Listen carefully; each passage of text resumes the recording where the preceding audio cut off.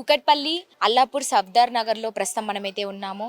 ఇక్కడ డానిష్ అనే 10 ఏళ్ల కుర్రాన్ని అయితే వాళ్ళ ఫ్రెండ్స్ అందరూ కలిసి అయితే అతి దారుణంగా చంపేసి రైలు పట్టాల మీద అయితే పడుకోబెట్టే ప్రయత్నం అయితే చేశారు. మొత్తానికి ఆ అబ్బాయిని అయితే ఈరోజు లేకుండా అయితే చేశారు. ఇది జరిగి కూడా దాదాపుగా 3 రోజులు అయితే వస్తుంది. ప్రస్తుతం మనం అసలు ఏం జరిగింది ఏంటి అనేది తెలుసుకునే ప్రయత్నంలో భాగంగా మనం వాళ్ళ ఇంటి దగ్గరే ఉన్నాము. మీరు చూడొచ్చు, ప్రస్తుతం మనం వాళ్ళ ఇంటి దగ్గరే ఉన్నాం. కాకపోతే వాళ్ళ ఇంటికి లాక్ వేసినటువంటి పరిస్థితి ఈరోజు. ఎందుకంటే రేపు దినాలు ఉన్నాయని చెప్పేసి వాళ్ళు ఇక్కడ నుంచి అయితే అందరూ కూడా వాళ్ళ నేటివ్ ప్లేస్ ఎక్కడైతే ఉంటుందో ఆ కార్యక్రమాలన్నీ కూడా అక్కడ చేసుకోవడానికి అయితే అక్కడికైతే వెళ్ళినటువంటి పరిస్థితి అయితే కనబడుతోంది. అసలు ఏంటి జరిగింది ఏంటి అని మనం వివరాల్లోకి వెళ్తే, ఏదైతే డానిష్ అనే కుర్రాడు ఉన్నాడో యూసఫ్గూడలో ఒక ప్రైవేట్ కాలేజ్లో అయితే చదువుతున్నాడు, ఇంటర్ విద్యార్థి. సో దాదాపుగా తనతో పాటు ఇక్కడ సఫ్దార్ నగర్కి చెందినటువంటి పిల్లలు కూడా దాదాపుగా ఒక 20 మంది అయితే తనతో పాటు అక్కడ చదువుతున్నట్టుగా కూడా మనకి తెలుస్తుంది. అయితే ఒక అమ్మాయి విషయంలో అయితే గొడవగా మొత్తంగా స్టార్ట్ అయిందని కూడా మనకి తెలుస్తుంది పూర్తిగా. అంటే ఇక్కడ మనకి పోలీసులు ఇచ్చినటువంటి సమాచారం ప్రకారం అదే కాలేజ్లో ఇంటర్ చదువుతున్నటువంటి విద్యార్థులు, ఇక్కడ అల్లాపూర్కి డివిజన్కి చెందినటువంటి 20 మంది కుర్రాళ్ళతో పాటు ఒక అమ్మాయి కూడా అక్కడే ఉంది. సో వాళ్ళందరూ కూడా ఒకే గల్లీకి చెందినటువంటి వాళ్ళు. అదేవిధంగా అందరూ కూడా స్నేహితులని చెప్పుకోవచ్చు. మంచిగా రోజు కలిసి తిరిగేటువంటి స్నేహితులు ఒకటే కాలేజ్లో మంచిగా చక్కగా చదువుతున్నారు. సో వాళ్ళందరూ కూడా పిల్లలు, మైనర్ పిల్లలు, దాదాపుగా 20 మంది పిల్లలు. సో డానిష్ అనే కుర్రాన్ని అతి దారుణంగా చంపే పరిస్థితి ఈరోజు ఎందుకు వచ్చిందంటే, ఒక అమ్మాయి విషయంలో ఇదంతా పరిస్థితి ఈరోజు ఏర్పడింది అనేది చెప్తూ ఉన్నారు. ఎందుకంటే మరి అది ఎంతవరకు నిజం ఎంతవరకు అబద్ధం అనేది కూడా ఇంకా పోలీసుల విచారణలో తేలాల్సినటువంటి పరిస్థితి అయితే ఉంది. ప్రస్తుతం కేసు కూడా కొనసాగుతున్నటువంటి పరిస్థితి. ఇంకా మనం బ్రీఫ్గా వివరాల్లోకి వెళ్తే కనుక, డానిష్ అనే కుర్రాడు ఎవరైతే ఉన్నారో వాళ్ళ స్నేహితులు దాదాపు ఒక 20 మంది.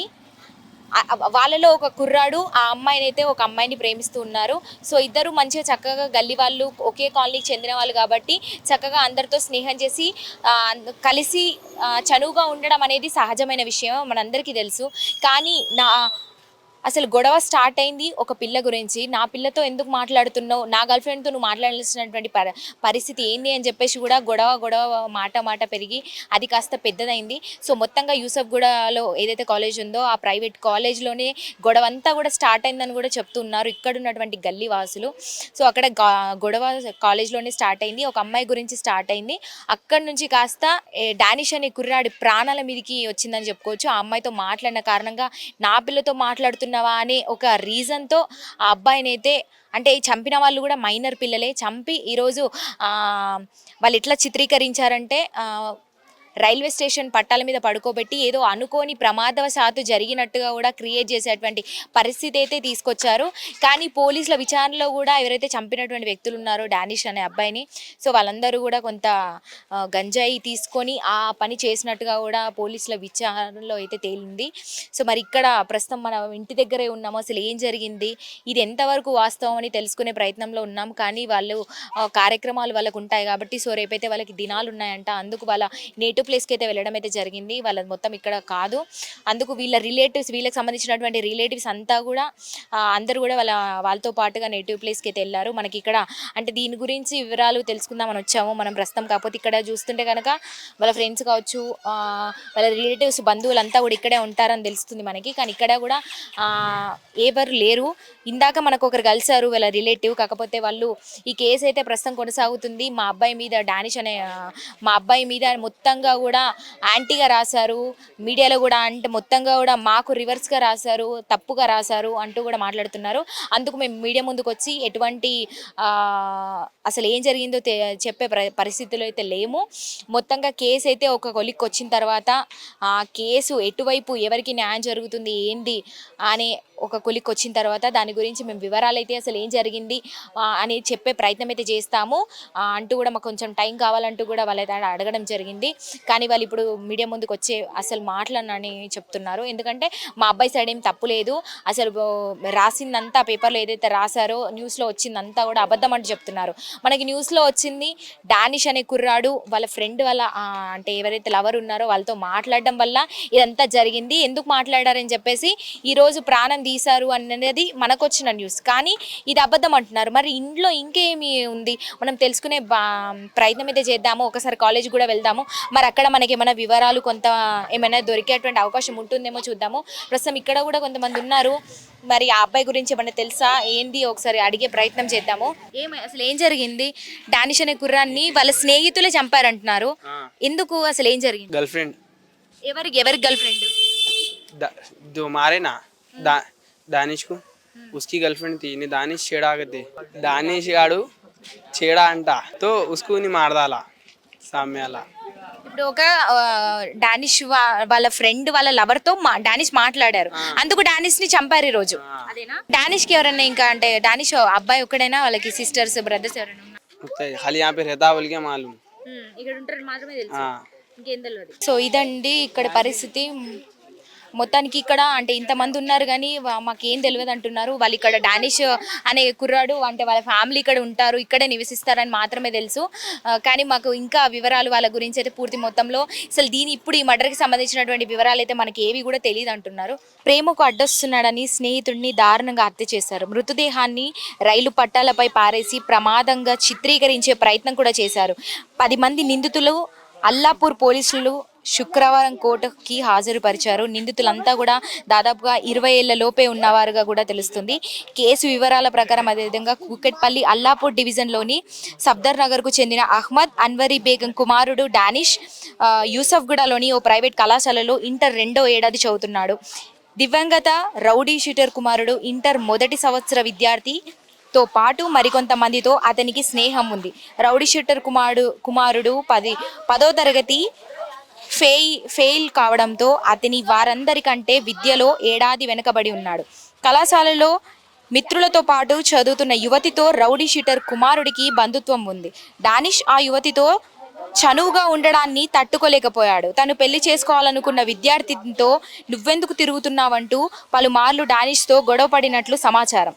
ఈ నెల 22న రాత్రి 9:30కు ఇంటి నుంచి వెళ్లిన డానిష్ తిరిగి రాలేదు. మరునాడు బోరబండ రైల్వే స్టేషన్ సమీపంలోని రైలు పట్టాలపై ఛిద్రమైన స్థితిలో అతని మృతదేహం లభించింది. హత్య కావచ్చని తల్లిదండ్రులు అల్లాపూర్ పోలీసులకు ఫిర్యాదు చేశారు. డానిష్ను అడ్డు తొలగించుకోవాలని రౌడీ షూటర్ కుమారుడు మిత్రులతో వ్యూహరచన చేశాడు. శనివారం రాత్రి డానిష్కు రౌడీ షూటర్ కుమారుడు ఫోన్ చేసి బోరబండ రైల్వే పట్టాల పక్కన ఉన్న పొదల వద్దకు రమ్మన్నాడు. డానిష్ అక్కడికి వెళ్ళేసరికి అక్కడ రౌడీ షూటర్ కుమారుడితో పాటు మరో 8 మంది మిత్రులున్నారు. కొంతసేపు గంజాయి తాగారు. సిద్ధంగా ఉంచుకున్న ఖాళీ బీరు సీసాలతో మిత్రులందరూ కలిసి డానిష్ తలపై దాడి చేశారు. డానిష్ గొంతు పిసికి ప్రాణాలు తీసినట్లు పోలీసులు పేర్కొన్నారు. మృతదేహాన్ని రైలు పట్టాలపై పారేశారు. ఘటన ప్రదేశంలోనే అతని చరవాణి సిగ్నల్ చూపించడం వంటి ఆధారాలతో నిందితుడిని అదుపులోకి తీసుకుని విచారణ చేపట్టారు. 5గురిని కోర్టులో హాజరుపరిచారు. మరో 5గురిని జువెనైల్ హోమ్కు తరలించారు. ప్రస్తుతం మనకి వివరాలు అయితే ఇంత మాత్రమే తెలుసు. ఎందుకంటే ఒక పక్క పోలీసులు విచారణ కూడా చేపడుతున్నారు. ఒక 5 మందిని అయితే, ఎందుకంటే వాళ్ళు మైనర్ పిల్లలు కాబట్టి వాళ్ళకి తగినటువంటి అంటే ఈ ఏజ్లో మైనర్ ఏజ్లో జైలుకి పంపించడం, అక్కడే శిక్ష వేయడం, జైల్లోనే గడపడం అనేటువంటి ఇదైతే ఈ ఏజ్లో అయితే కానటువంటి పరిస్థితి నిజంగా. ఎందుకంటే మైనర్ పిల్లలకు అది సాధ్యం కాదు. ఎందుకంటే మైనర్ ఏజ్లో ఉండి చేసేటువంటి తప్పులు ఏవైతే ఉంటాయో అవి మానసికంగా వాళ్ళు మెంటలీ కొంచెం మతి స్థిమితం సరిగ్గా లేనందువల్ల ఇట్లాంటి వాటికి పాల్పడుతూ ఉంటారని కూడా మనం చాలా వాటిలోనే చూస్తున్నాం. అందుకు వాళ్ళని శిక్షణ కేంద్రానికి కావచ్చు అక్కడికి తరలించి అక్కడ వాళ్ళకి పనిష్మెంట్తో పాటు తగినటువంటి మంచి శిక్షణ ఇవ్వడానికి కూడా ఒక 5 మందిని అంటే వాళ్ళ మైండ్ సెట్ ఎలా ఉందని చూసి వాళ్ళని పరీక్షించి ఇంట్రాగేషన్ అంతా పూర్తయిన తర్వాత వాళ్ళని అయితే అక్కడికి పంపడం అయితే జరిగింది. మరో 5గురిని కోర్టులో అయితే అల్లాపూర్ పోలీసులు అయితే హాజరుపరిచారు.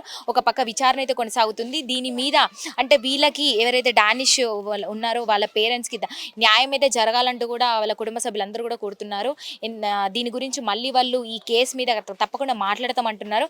కాకపోతే ప్రస్తుతం మనకు అందుబాటులో లేకుండా అయితే ఉన్నారు ఈరోజు. ఎందుకంటే కొన్ని కార్యక్రమాలు ఉన్నాయి కాబట్టి దాని మీద ఊరు వెళ్ళడం అయితే జరిగిందంటూ చెప్తున్నారు ఇక్కడ ఉన్నటువంటి స్థానికులు. మరి దీని గురించి మరింత సమాచారం తెలుసుకునే ప్రయత్నం అయితే చేద్దాము. ఒకసారి కాలేజ్ కూడా వెళ్దాము. మరి అక్కడ ఎవరైనా అక్కడే చదువుతుంది, అది చంపిన వాళ్ళందరూ కూడా అక్కడే చదువుతున్నటువంటి పరిస్థితి. మరి దాని మీద ఏం మాట్లాడతారు, అసలు ఏది నిజం ఏది అబద్ధం తెలుసుకునే ప్రయత్నం అయితే చేద్దాము. మొత్తానికి ఈ ఏజ్లో గంజాయి అని కూడా మనం విన్నాము. అంటే ఇప్పుడు చంపినటువంటి 8 మంది గంజాయి తీసుకొని ఈ పని చేసినట్టు చేస్తున్నట్టుగా కూడా తెలుస్తుంది. మరి గంజాయి తీసుకోవడం ఈ ఏజ్లో అనేది కరెక్ట్ కాదు. అసలు వీళ్ళు మనం రోజు రోజు చూస్తూనే ఉన్నాము, డ్రగ్స్, గంజాయి అని ఇలాంటివి బాగా పెరిగిపోతున్నాయి ఈ రోజుల్లో. మరి ఇలాంటివి అసలు మార్కెట్లోకి అమ్మకాల్లోకి రాకపోతే అమ్మకాలు జరిగినంత కాలం కొనేవాళ్ళు కూడా ఎంతో కొంతమంది ఖచ్చితంగా ఉంటారు. మరి అమ్మకాలు తగ్గిస్తే అసలు దీని గురించి ప్రభుత్వం తగినటువంటి చర్య కఠినంగా తీసుకుంటే, దీని గురించి ఆలోచించి అసలు ఇది బయటకి పబ్లిక్లోకి రాకుండా చేస్తేనే ఇట్లాంటి మైనర్ పిల్లలు కూడా ఈరోజు గంజాయి తీసుకున్నటువంటి పరిస్థితి రాకుండా అయితే ఉంటుంది. మరి అవి మార్కెట్లోకి వస్తున్నంత కాలం ఇట్లాంటి చిన్న ఏజ్లో చిన్న పిల్లలు కూడా చెడిపోతూ ఉంటారు. అసలు వాళ్ళ మైండ్ సెట్ అంటే వాళ్ళ చేతుల్లో ఉండకుండా వాళ్ళ పరిధి దాటి బయటికి వెళ్ళిపోతుందని చెప్పుకోవచ్చు. సో ఇలాంటి ఏజ్లో ఇలాంటి ప్రేమ వ్యవహారాలని, అదేవిధంగా కోపాలు, శత్రుత్వాలని వాళ్ళకి తెలియకుండానే వాళ్ళు ఒక తప్పు చేసి తర్వాత రియలైజ్ అయినా మన చేతిలో ప్రసక్తి ఏమి ఉండదు. ఎందుకంటే చదువుకునే ఏజ్ చిన్న ఏజ్, దట్టు ఇప్పుడు చంపిన వాళ్ళందరూ, అదేవిధంగా చనిపోయిన పిల్లగాడు ఎవరైతే ఉన్నారో వీళ్ళందరూ కూడా ఇంటర్ విద్యార్థులు, అంటే చాలా చిన్న ఏజ్, అంటే మైనర్ పిల్లలని చెప్పుకోవచ్చు. మరి ఇలాంటి ఏజ్లో ఎలాంటి పాల్పడ్డము, చిన్న ప్రేమ విషయానికి కాస్త ప్రాణాలు కోల్పోయే అంటే స్టేజ్కి అయితే వచ్చింది. ప్రేమ